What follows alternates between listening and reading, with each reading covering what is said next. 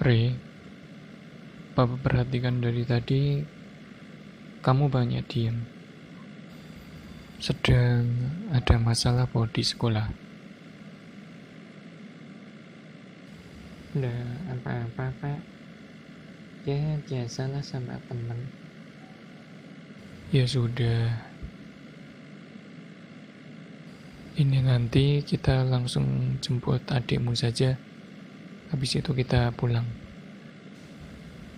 Iya, Pak.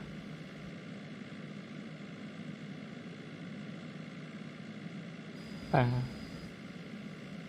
ngajak temen sholat itu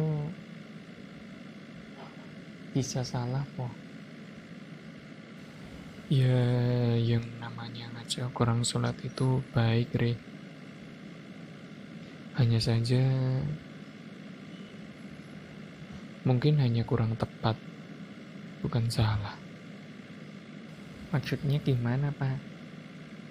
Ya, maksudnya Papa, kita itu mesti mengerti gitu ya. Kondisi orang yang kita ajak itu bagaimana. Misalnya saja orang yang baru masuk Islam, mualaf begitu. Tentu saja kita tidak bisa menyuruh mereka atau mengajak mereka sepenuhnya sebagaimana orang yang udah lama Islam. Kita harus lebih menghargai mereka, lebih mengerti mereka lah. Tapi temanku Islam dari lahir, Pak. Ya biar bagaimanapun tetap sama prinsipnya, Re. Kita tetap harus mengerti kondisi orang-orang yang kita ajak. Lebih-lebih kita ajak dalam kebaikan. Ya misal lagi perampok, maling, seperti itu kan tetap perlu sabar. Ya sabar menunggu kondisi, sabar dalam mengajak partner semisal. Lebih-lebih kalau yang kita ajak itu orang baik dan kita ajak pada kebaikan. Menurut Papa jauh lebih butuh yang namanya sabar. Bener sih, Pak, sebenarnya. Hanya saja kita ini kan masih ngajaknya sederhana ya, Pak. Mudah lah hitungannya. Kalau dibanding dengan sabarnya orang-orang terdahulu, rasa-rasanya masih jauh banget ya, Pak. Ya kalau itu sudah barang tentu pasti gak bisa dibandingkan, Re. Ujian, masalah, musibahnya saja juga berbeda. Apalagi orang-orang yang mulia, orang-orang yang memang dekat dengan Allah, itu biasanya memang ujiannya menuntut kesabaran. Dan bukan cuma sabar sih, tapi juga rasa syukur yang tinggi. Itu kan yang juga diajarkan oleh nabi-nabi dan juga para rasul. Papa jadi ingat bagaimana Nabi Nuh dulu dakwah ajak-ajak orang lain ribuan tahun, pengikut beliau hanya berapa. Nabi Ibrahim perlu meninggalkan anaknya yang masih usia dini bersama istrinya di tengah padang pasir. Pun begitu dengan bagaimana Rasulullah SAW sendiri. Papa rasa mereka orang-orang yang luar biasa. Oh iya, Pak. Ri pernah dengar saat Nabi Muhammad ingin berdakwah ke masyarakat Taif, itu kan malaikat saja sampai greget gitu ya Pak. Lawong Nabi Muhammad ajak-ajak kepada kebaikan, tapi malah dilempar batu, dilempar kotoran, sampai kaki beliau berdarah.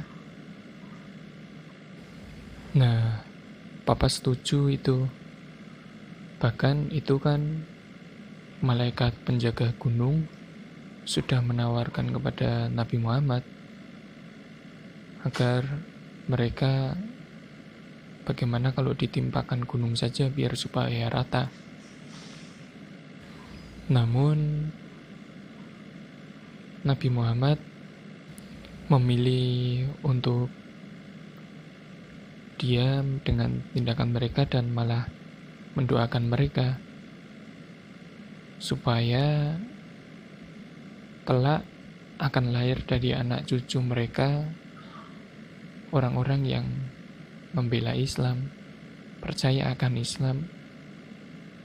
Dan benar saja memang di kemudian hari masyarakat Taif menjadi orang-orang Islam yang teguh, yakin, dan membela Islam dengan sepenuh hati. Keren ya Pak, para nabi dan rasul. Ya memang sih mereka utusan Allah, sudah barang tentu ada hikmah, ada pelajaran yang dapat kita petik gitu dari setiap perbuatan mereka. Ya cuma kita ini kadang sering lupa bahwa ternyata banyak kisah, banyak cerita dari orang-orang mulia zaman dahulu yang dapat kita ambil pelajarannya. Pun begitu, juga tidak menutup kemungkinan juga kita sekarang kan tidak menemui itu yang namanya Nabi dan Rasul. Tapi kita masih bisa menemui para pewaris beliau, para ulama, kiai. Betul, Pak. Oh iya, Ri. Papa jadi ingat. Allah sudah kasih kita peling. Kullun amana billahi wa malaikatihi wa kutubihi wa rusulih la nufarriqu baina ahadim min rusulih wa qalu sami'na wa ata'na ghufranaka rabbana wa ilaikal masir. Jadi ya kita semua mesti beriman kepada Allah, pada para malaikat, kitab-kitab Allah, begitupun dengan Rasul-Rasul Allah. Dan antara satu dengan yang lainnya para Rasulullah tentu saja tidak ada yang buruk. Semuanya dapat kita ambil hikmah dari kisahnya. Dan akan ajaran-ajaran mereka kita yakini dengan sepenuh hati. Sami'na wa ata'na. Kita dengar dan kita taat.